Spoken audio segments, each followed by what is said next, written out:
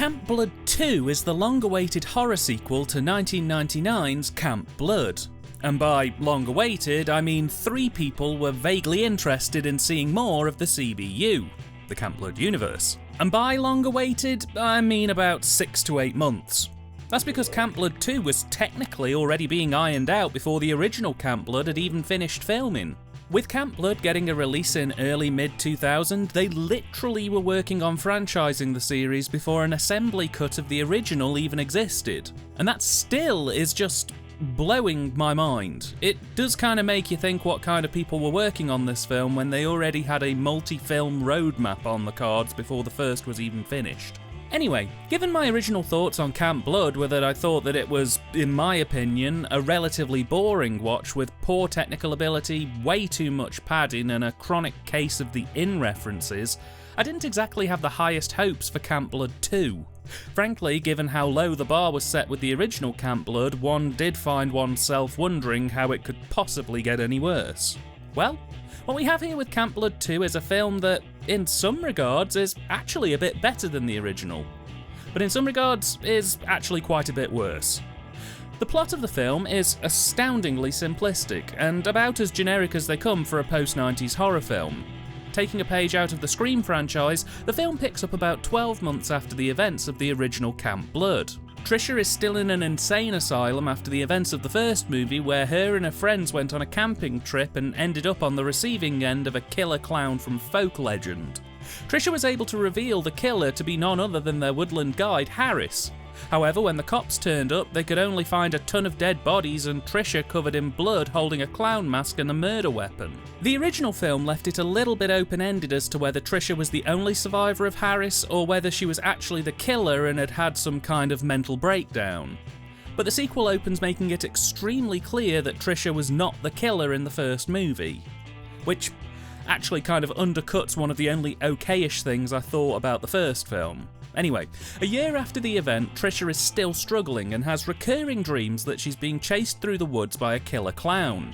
Things are about to change pace, however, when she receives a visitor in the form of Worth Milligan, a filmmaker who's been researching the events of Camp Blood and wants to make a movie of the events with Trisha on board as an executive producer. Basically, she'll get to work on the scripts, casting, how events played out, the whole thing. Milligan is far from sincere, though, in trying to sell her on the idea of getting involved by citing the success of the Blair Witch Project as the reason he wants to make the movie. Trisha is rightfully concerned that this might just end up being a cheap exploitation-style cash-in on her friends' deaths, so she initially walks away saying that she'll consider it, but after arriving back in her cell, she has a flashback to the events of the first movie and decides that working with Millington might actually help her get over a trauma.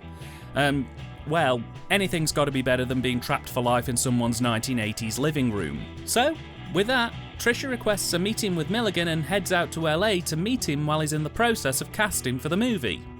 And it's here that we get the first feelings that things aren't quite as professional as Milligan had promised. For starters, the casting is being held by Milligan and his assistant, who's a chronic alcoholic and is drinking during the casting. He doesn't seem to know how to operate the camera used for the casting call either. All female applicants are ogled, and when Trisha arrives at the office, she's almost immediately jumped on by her alcoholic assistant in a clown mask while holding a machete, which, given her PTSD for this, was definitely the worst way they could have opened discussions on her helping with the shoot. In either case, these discussions are fairly short. In fact, thinking about it, I don't think Trisha ever actually agrees to take part. She just turns up, gets jumped by one of the crew, and then is somehow suddenly involved in the movie. After the incident, Trisha asks to step outside to get some air, and it's here that she meets Adrian, a young woman here to apply for a role in the movie, who has a nice chat with Trisha, gives her a last cigarette, and then heads inside. Unfortunately, just as she's going in for the casting call, Worth tells her that the film's been fully cast and that the last actress in just got the last available role, leaving Adrian devastated. That night, however, after a full frontal nudity shower, not for this movie, please, the actress Worth hired is mysteriously murdered. So, the next day, when the cast get together for introductions and to run through their roles, when that cast member is a no-show, Worth tells Trisha to go through some mugshots and cast a replacement.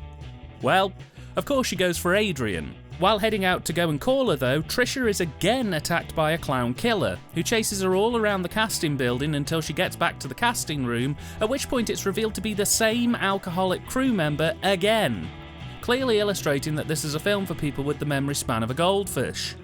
So with the cast and crew all arranged, Worth piles everyone into a minivan and they all head out to the woods to start filming. And in a move that, well, it's pretty baffling, Worth failed to tell the cast or crew that they were actually heading out to film at the actual site of the Camp Blood murders. Trisha is naturally quite triggered at the thought that they're about to recreate her fiancé and friend's murders at the site where it actually happened, but Worth says he's doing this for convenience and authenticity. Why settle for a site that's like the place where the murders happened when the actual place the murders happened is right on their doorstep? So, they head into the woods, set up, and it doesn't take long for mysterious happenings to happen. People start disappearing, the actors begin to feel uncomfortable around Trisha, who may or may not be responsible for the disappearances, and tensions begin to rise after Milligan threatens to send Trisha back to the asylum if she doesn't cooperate with his vision of the film, which in turn leads to some very exploitative and nasty tensions between him, the cast and crew. As the bodies pile high in the last 15 minutes, will Trisha get closure for the Camp Blood murders? Will Worth get to make a movie? And will this movie break the world record for the number of times the previous film will be shown, referenced, or basically played back in full? All this and more will be answered if you watch Camp Blood 2. And to be honest, the quick caption review for this thing should really start and stop at, this is a great value movie, but a terrible sequel. And what I mean by that is, it's a great value movie in the sense that if you buy Camp Blood 2, you don't need to buy or watch Camp Blood, because they tell you beat for beat the full plot from beginning to end about 5 or 6 times over and over again across the runtime of this movie, complete with about 20 to 30 minutes of flashback clips from the original Camp Blood as well. And the original Camp Blood was only about an hour and 10 minutes long to begin with. It suffers from similar problems to Silent Night Deadly Night 2, where a not insignificant chunk of the runtime is dedicated to talking about or showing footage from the original film. And while that kind of works with Silent Night 2 because Garbage Day! Here, there is no such eccentricities. Strip away the scenes of people recounting the original movie and the flashback sequences, and you're left with about 40 minutes of border mind-numbing running around and fluffy dialogue designed to pad the film out till it's literally just about long enough to dump on DVD without anyone demanding their money back. It's just such a generic idea for a script. It genuinely feels like the writer-director saw the opening of Scream 2 where it's revealed the events of the first film got made into a movie and went, hey, imagine if an actual killer got onto the set and killed the cast for real. Like, they had an idea for a decent enough 20 to 30 minute short film that was tied to the original Camp Blood, but then realised that they couldn't really bolt it onto the original film without it feeling a bit wonky, nor could they release it as a 20 to 30 minute mini-movie without losing the ability to distribute it or make money off it.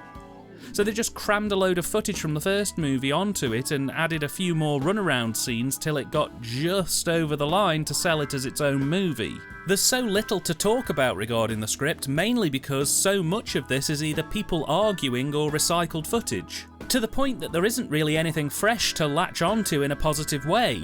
There isn't really a solid 3-act structure, just a series of scenes that feel a bit like, well, if we have the budget we could maybe try to do this, happening one after another right up to the end credits. I could split this film into before they go to the woods and when they get to the woods, but to be honest, all that changes in the characters between those two locations is they get a bit more angry when they get to the woods as they realise the movie's been missold to them and people start disappearing. The pacing is all out of whack because we have to keep stopping and starting to talk about points from the first movie. There are tons of weird plot point moments that don't really get picked up properly, like how could someone like Worth afford to get Trisha out of an insane asylum to have her advise on the film, while at the same time only being able to afford 2 crew members, one of which is a stoner who threatens to kill everyone and the other being an alcoholic who on any other plane of reality would have been off the set for inappropriate behaviour before they'd even left the casting room. It just feels like someone trying to write what they think an audience would accept as a bad movie set, when in reality, real bad movie sets involve a lot more people and get particularly emotionally malicious. It's incredibly annoying to sit through as someone who's been on many bad sets, when you see things like Worth saying and doing stuff that would have resulted in full-blown walkouts happening before they'd even loaded tape into the camera. There's just so many little things that are problematic. The fact that there's very little character development. I mean, this was a chance to give Trisha the strong female lead comeback arc that probably would have made this movie 10 times more interesting. But instead, she's still a mentally collapsed individual when the film starts, and she's, if anything, even worse by the time the film finishes. That wouldn't be so much of a problem if that wasn't exactly how she was in the last movie. It would have at least been interesting to let her change her tone on how she deals with this grief. I'm not saying that she has to have a strong, badass female retribution arc like Laurie Strode or Barbara from Night of the Living Dead, but just any kind of development beyond she's exactly the same as she was in the last movie, but now way more jumpy, would have been nice. And this is a problem that not only affects Trisha, the rest of the cast don't grow or develop really either. They're all quite narcissistic actors who, if anything, only get more narcissistic as the film goes on until they're inevitably bumped off. Add in an underwhelming ending that tries so hard to tie itself to the first movie with a reveal that was so obvious it really hurt. And you've just got a terrifically underwhelming script that has a nugget or two of a good idea buried deep inside it, but is ultimately not what this needed to be as a sequel. It needed to take the first film and build on it. It needed to be definitively better, to have shown growth and improvement. As it stands, it's happy to settle with just more of the same, with a generous helping of self-referencing to boot. And in doing that, it's kind of sealed its fate. Returning on writing and directing duties for this one is Brad Sykes. I already took a deep dive into his work as part of my review for Camp Blood. But what I will say at this point is that I hadn't realised when I started covering this series, there's actually 2 Camp Blood 3s. In 2005, Brad Sykes once again picked up a camera to shoot Camp Blood 3 Within the Woods, a proposed closing part to the Camp Blood trilogy, that bizarrely, even though it's written and directed by Brad Sykes, isn't considered an official entry in the official series line. The other is included in my Camp Blood Collector's set and is known as Camp Blood 3 First Slaughter, released in 2014, written and directed by 2 people not really associated with anything to do with the previous movies. And I don't know which one I'll cover next. First person to tell me in the comments will get their wish granted. I'll see you there. On the direction front, I will give Brad credit. I feel there's some improvements here. It's only minor, but there is a noticeable tightening up on structure and vision here. We have clear establishing shots of locations used in places. Some sequences appear to have had more thought put to them, such as using different filters to differentiate when we're dealing with the camera used to shoot this movie and the cameras used to shoot the movie within the movie. Sequences seem a little bit more thought through. Not necessarily on shot type, but on what Sykes wants to put across in his movie versus what the characters could have just flat out told us. That isn't to say that this is now a good film from a direction standpoint. We still have problems with sequences containing shots that don't really need to be there. The amount of padding is something a good director would have been able to turn into something vaguely meaningful, but here it's just lacking that solid hand on steerage, and the cast, while slightly better directed than the first film, still seem fairly lost.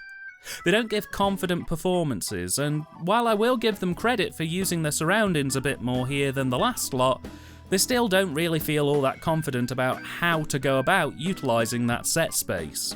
It also doesn't help that this film kinda gets a bit leery in places.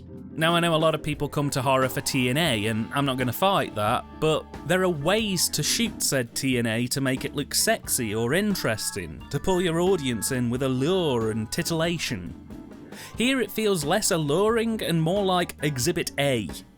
I can't show any examples here for obvious reasons, but there's a shower scene in this movie that goes on way longer than I'd have liked, and the way Brad's decided to shoot the thing really made me look around to make sure no one could see me watching this thing. It didn't feel sexy, it felt like I was committing a felony. The whole thing, honestly, is a bit of a mixed bag, and given that Brad was the writer and director here, I would have thought he would have been able to make a rational and clean-cut decision as to whether to leave out scenes from the script that struggled to translate well to the screen. Unfortunately, it looks like he shot pretty much beat for beat, and even if some things didn't work out too great, he just powered on regardless. And as a result, it ends in an uneven film that's probably a bit better than the first one to me in terms of direction, but only just. As for the Cine, don't you worry, it's just as bad as ever. I'm not kidding, this thing looks exactly like the previous movie, only with a slightly higher budget. And when I say slightly higher budget, I mean they've been able to afford a slightly higher quality clown mask, they've replaced poorly made signs with slightly better quality poorly made signs, the titles and credits are bigger and cleaner than the original, and while I will say that the sequences here are a little bit more sturdy when compared to the Cine of the original, it's also a lot safer than the original. The original had chases down dirt roads, a couple of fights in a river, and aftershots of people being roasted alive. This movie has nothing like that. It's all just sequences of people wandering around the woods or back rooms, and that's it. Sequences are acceptable with basic cuts and transitions covering things off without being too offensive, and while in some regards safer sequences reduce the risk of things not quite working or worse going horribly wrong, the downside of playing it safe is that safe sequences are really bloody boring. Now, I will give them credit here where credit's due. There are at least a couple of sequences where they've used coloured lighting, which, I mean, it's here for no particular reason, but I'll give it to them. It's a step up from the low no lighting they had with the first film, and the effect shots here got a real big boost. You actually get to see some pretty nice gore shots here that are handled within the Cine and sequences rather well. In fact, I'd go as far as to say the gore scenes in Camp Blood 2 are the best thing about Camp Blood 2. That is, however, somewhat diminished by the same recurring issues that plagued the first film. Shots aren't levelled off and are regularly wonky. The edits either cut too soon or too late, which can pull you out of the moment. There's a weird ghosting effect that plagues a lot of the footage, and no consideration was given to sun placement, meaning some shots have a great big bright fucker in the background that doesn't half make the shot look ugly. And as if matters couldn't get any worse, remember in my original Camp Blood review when I said some shots had this weird trim running around the edge of the frame, like it looked like the camera was in a camera bag looking through a translucent window or something? Well, the bag's fucking back! I thought it was an error that was missed when they made the first film, but no, apparently it was intentional, as they sure as shit don't bother to fix that issue in part 2.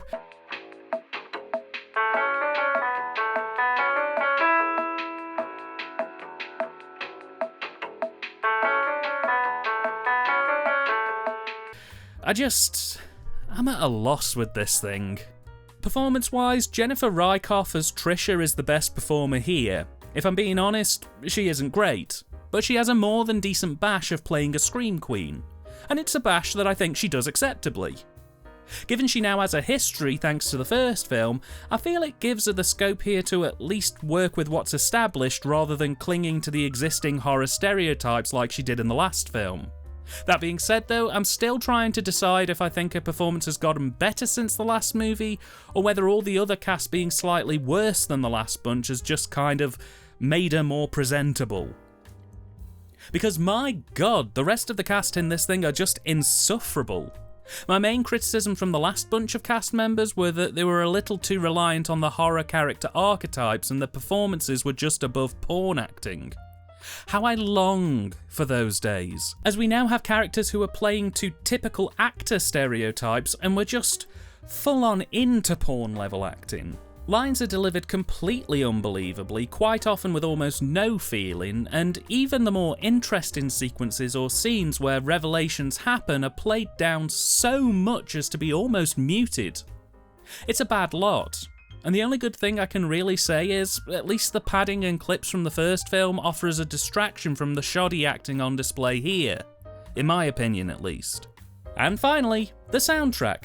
And if my ears don't deceive me, I am 99.9% sure that this is just the original Camp Blood score rerun over this movie. There may be one or two new tracks in the mix to help give a sense of distinction, but I'm pretty convinced they literally just recycled the previous film's score and shoved it onto this thing. So given that I wasn't impressed with it when it was used the first time in the original Camp Blood, I sure as hell don't like it now they're being so cheap that they're reusing the old score over again. Equally, as an aside too, they didn't bother to get any Atmos recordings for the locations they shot at, meaning that the set's audio veers wildly all over the place. Generally, when you shoot a movie, you get room tone, basically around about 5 minutes or so of the room's natural silence, so that you have better control over actor dialogue and other sounds in post. They didn't bother, so this film just jumps all over the place, going from loud to almost muted with no balancing on background or foreground noise. It's just a total mess. Camp Blood 2 was released on VHS and DVD by Spectrum Films in the US in the year 2000. It would also later receive a DVD release in the UK in 2002 by Film 2000. It would have a couple of releases over the 2000s in various multi-film packs, typically alongside the original Camp Blood. It was released as a drive-in double feature Blu-ray alongside Camp Blood with a 3D conversion of all things by Sterling Entertainment in 2011. This same disc would ultimately end up being in the complete Camp Blood collection, which is the version that I own as of 2021. And you'll be totally unsurprised to hear that the version included on this set is basically just the DVD version dumped onto a Blu-ray disc, complete with the tape faults and sound dropouts present on the original DVD release. I'm not even sure if it's been upscaled. It looks pixelated and murky and just not particularly great at all. There's no extras, barring a load of trailers for other movies that the distribution company have shot in 3D. Some boutique labels release their movies with a certain reverence, you know. They'll treat these physical releases as kind of a shrine to the film's existence. There'll be commentaries, documentaries, trailers, making-ofs, all kinds of things that'll make you go, oh wow, this film has a living, breathing history behind it. This release has more adverts for 3D conversion technology on it than it does extras about the movie included on this release. I have no idea what they were thinking with this set. It's a really poor presentation. Ultimately, if you liked Camp Blood and want more of the same, here it is. It's barely a movie, honestly, and stops just short of basically being a clip show. The only capacity with which I can recommend Camp Blood 2 is that it'll save you time watching the original Camp Blood. And there's some slightly decent effect shots in the movie, which the first one didn't really have. Other than that, it's a tired, boring movie that wasted 75 minutes of my time, and one I wholeheartedly recommend you avoid alongside the original. It did almost nothing but jerk itself off about how great it thought the first movie was, and that seldom makes for an enjoyable time. Don't get me wrong, if I want to watch a Camp Blood movie, this will be the one I watch, but in many ways, that's the problem.